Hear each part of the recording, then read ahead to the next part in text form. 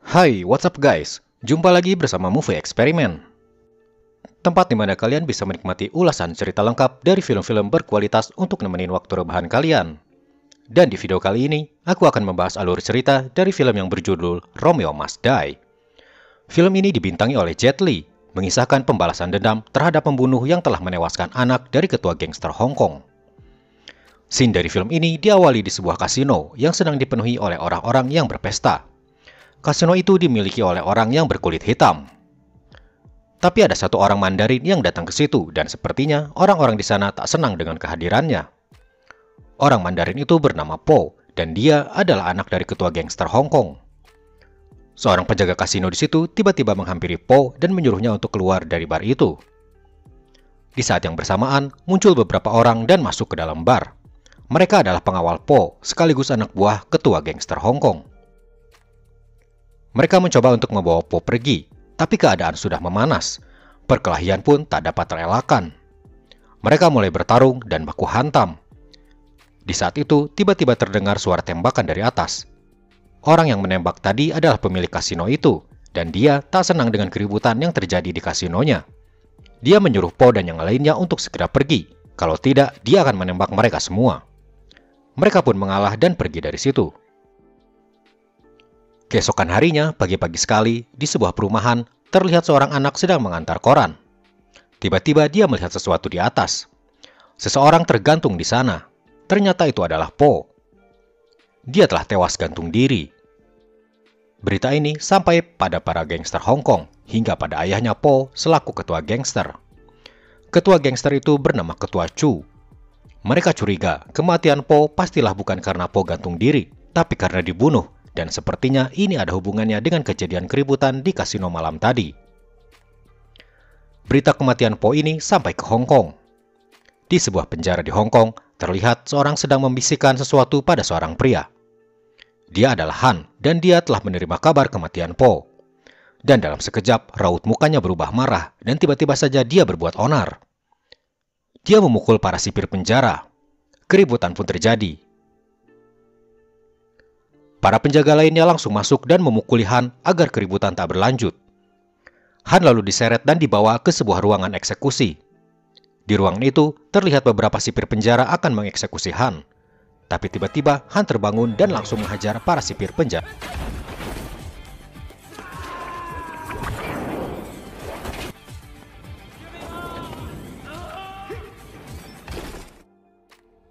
Setelah semua penjaga itu berhasil Han habisi, dia mengambil kunci untuk membuka rantai yang mengikatnya. Lalu, dia pun keluar dari sana dengan menyamar dengan berganti pakaian seperti polisi.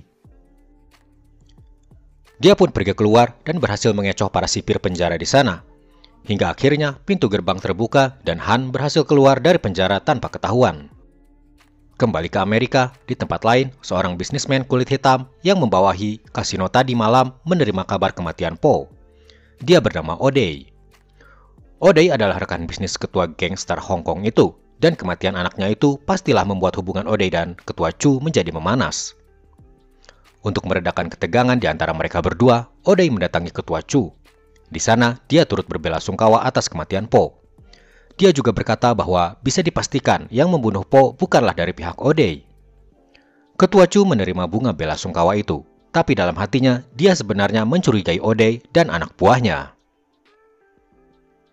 Di sisi lain, O'Day juga tahu kalau sepertinya dia masih dicurigai sebagai pembunuh Po, sehingga dia meminta pada para bawahannya untuk menjaga keluarganya lebih ketat lagi.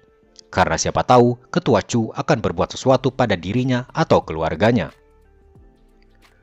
Beberapa waktu kemudian, Han telah tiba di Amerika. Berita kematian Po membuat dia datang ke Amerika untuk mencari pelaku pembunuhan Po. Dia pun menghampiri sebuah taksi, tapi supirnya berkata kalau dia sedang ingin beristirahat. Maka Han pun diam-diam membobol taksi itu dan berniat mencurinya. Sementara itu, tak jauh dari situ, terlihat seorang gadis cantik sedang membeli CD musik di sebuah toko. Dia bernama Trish, dan dia adalah anak dari O'Day. Dia sebenarnya sedang dijaga oleh salah satu anak buah O'Day, tapi dia tak suka dikawal-kawal seperti itu. Dia pun diam-diam kabur dari situ dan pergi keluar. Tiba-tiba Trish masuk ke dalam taksi yang dicuri Han. Han berkata kalau dia sedang tak ingin ada penumpang. Tapi Trish memaksa Han dengan memberikan uang lebih. Di luar, terlihat pengawal Trish sedang berteriak-teriak mencarinya. Han pun bersedia membantu Trish dengan menjalankan taksinya dan mulai berkendara. Trish lalu merasa curiga karena wajah Han dengan foto supir taksi di dashboard berbeda. Dia pun mengerti kalau Han sepertinya mencuri taksi itu. Tapi dia punya feeling kalau Han bukan orang jahat. Han pun mengantar Trish sampai ke tempatnya. Trish pun turun dari taksi itu. Han melanjutkan perjalanannya hingga dia tiba di sebuah rumah. Rumah itu sepertinya adalah rumah Po. Han dan Po ternyata bersaudara. Kematian Po membuat Han langsung ingin mencari pembunuhnya untuk membalaskan dendam Po. Dia pun lalu memeriksa telepon Po. Di situ terdapat satu nomor telepon yang terakhir kali dihubungi Po. Nomor itu adalah sebuah tempat bernama Serpentine Fire. Han pun langsung datang ke tempat itu. Dan tanpa dia sangka, ternyata dia melihat Trish lagi di sana.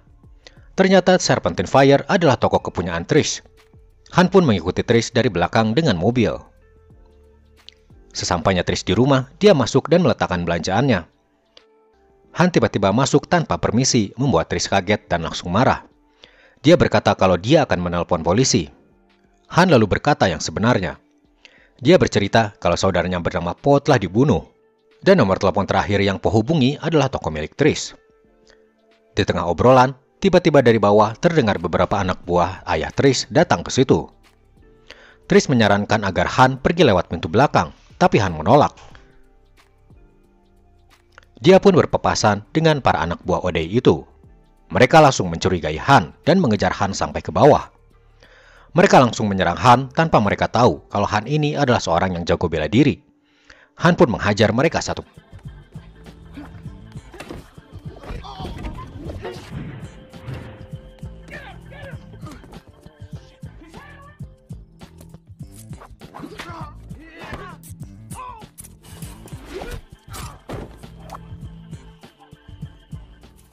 Akhirnya, Han berhasil menghajar mereka semua.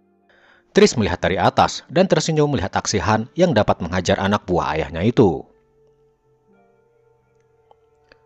Sementara itu, di kediaman Ketua Chu, dia sedang membahas masalah kematian anaknya dengan para petinggi gangster lainnya. Masalah ini sepertinya semakin panjang saja karena kedua kubu antara gangster Hong Kong dan para anak buah O'Day semakin memanas. Hari upacara pemakaman Po pun tiba. Para keluarga dan kerabat dekat menghadiri pemakaman tersebut. Di situ terlihat Han ikut menghadiri pemakaman adiknya itu.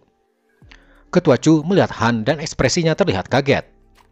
Ketika mereka berdua mengobrol di sebuah ruangan, Ketua Chu bertanya kenapa Han bisa keluar dari penjara.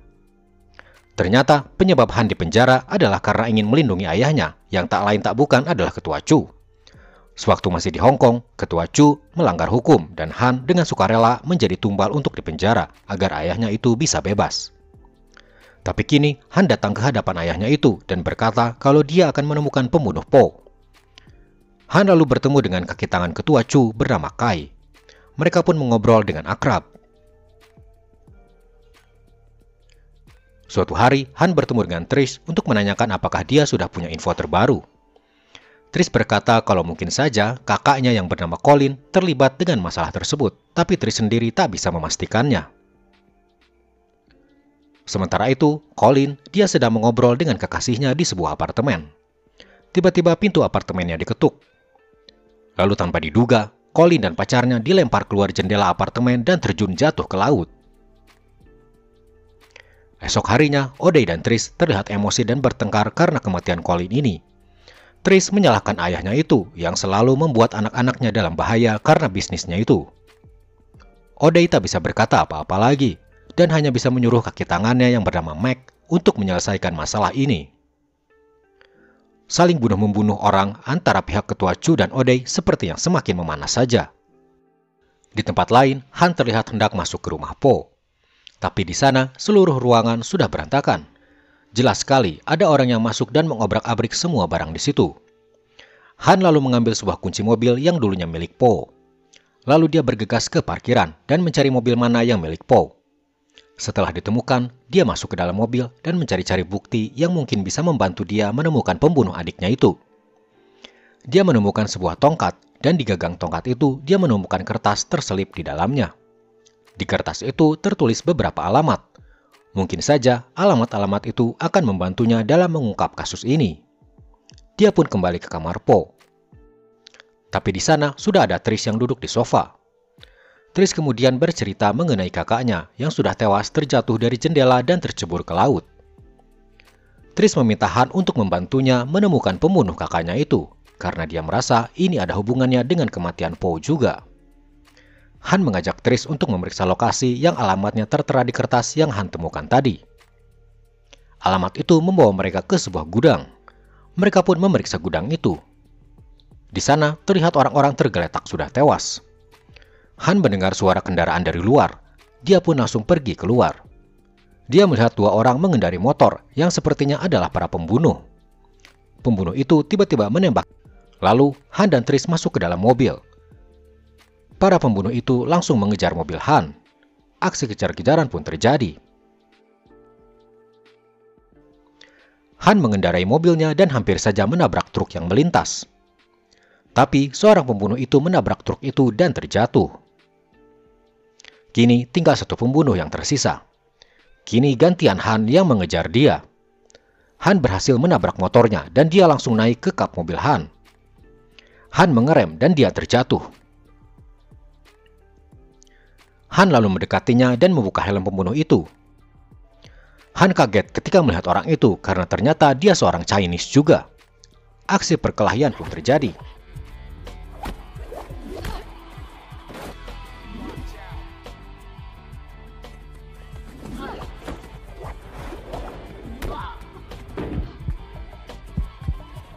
Dibantu Han, Trish menendang wanita itu.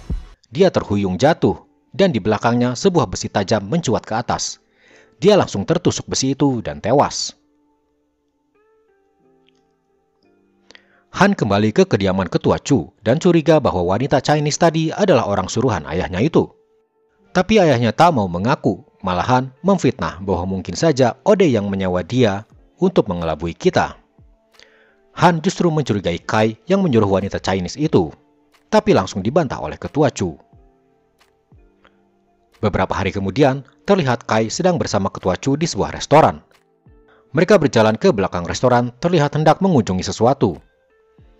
Di belakang restoran sana, terlihat dua orang diikat tali, sepertinya hendak disiksa dan dieksekusi. Ternyata selama ini ketua Chu sendirilah yang membunuh rekan-rekannya, bahkan sesama Chinese, agar usahanya semakin lancar. Dia pun memerintahkan algojonya untuk segera mengeksekusi orang-orang yang diikat tersebut. Sementara itu, di rumah Trish, dia sedang berada di kamarnya. Tiba-tiba dia mendengar ketukan dari arah jendela. Han muncul dari situ, membuat Trish kaget. Han mengajak Trish untuk ikut bersamanya, mencari lokasi terakhir di alamat di kertas waktu itu. Mereka pun pergi ke sana. Ternyata tempat itu mengarah ke kasino tempat Po pernah datangi. Mereka pun bertemu dengan pemilik kasino itu. Tapi tiba-tiba muncul Mac yang langsung menyakiti Trish. Mac lalu langsung menembak pemilik kasino itu. Ternyata Mac selama ini berkhianat pada Ode dan ingin mengambil alih bisnis Ode dengan cara menyakiti Trish. Han pun disekap oleh anak buah Mac. Han tak bisa tinggal diam, dia pun langsung menghajar mereka.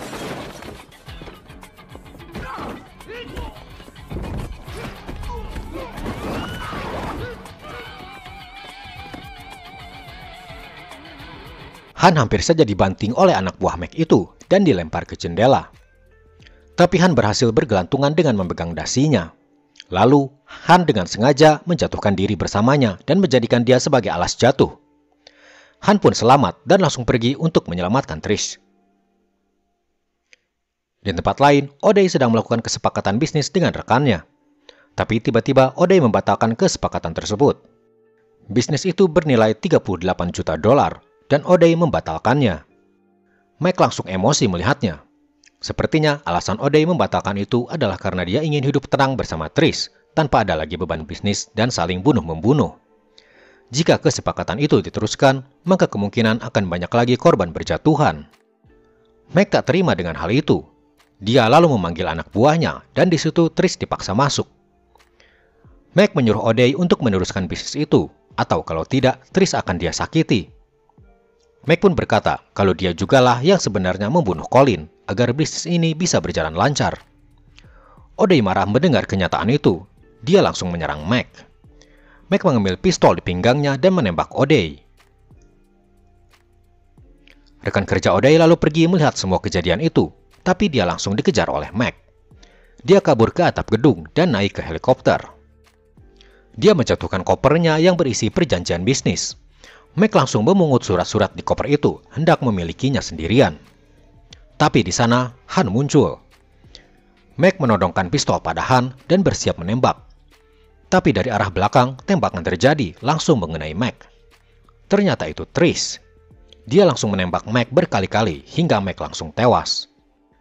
Trish dan Han lalu kembali ke dalam dan menemui O'Day. Untungnya, O'Day tertembak bukan di area vital dan bisa selamat.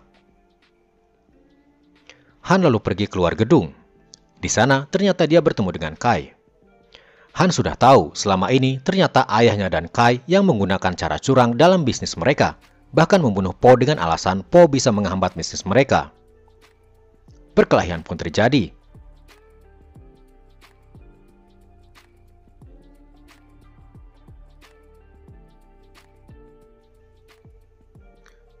Kai melempar tempat bara api itu pada Han, dan tangan Han terluka bakar cukup parah. Berkali-kali Kai menyerang tangan Han. Han terlihat kesakitan karenanya.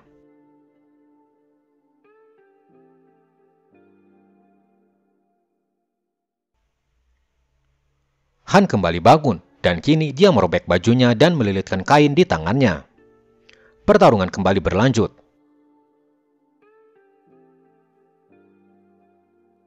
Sebuah tendangan pamungkas dari Han mengenai kepala Kai, membuat semua tulang Kai dari kepala hingga tulang ekor remuk. Han berhasil mengalahkan Kai.